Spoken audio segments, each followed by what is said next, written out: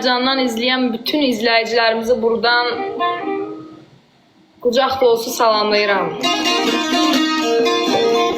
Əli Rəşidbər Qayıb yazır ki, ömürlük mənim də ata bilmərəm.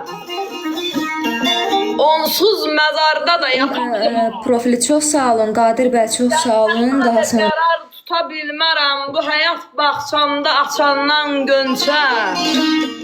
Bir gözüm urmaya, bir gözüm göyçə.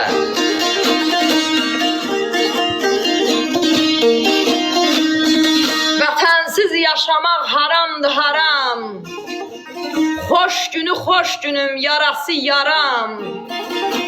Heç zaman özümdən ayranmaram, ortadan süngüyə ürəyim keçə. Bir gözüm urmaya, bir gözüm göyçə.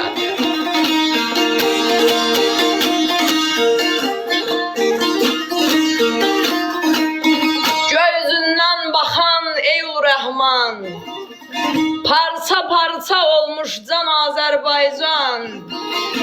Olarmı bir ata övladlarından bəzisin ayıra, bəzisin seçə.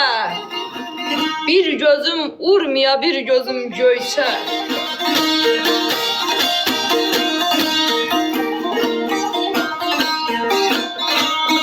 Bu yerlər vətənim qayıfdı adın.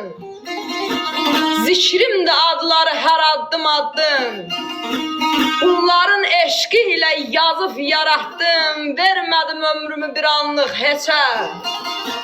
Bir gözüm urmaya, bir gözüm göyçə.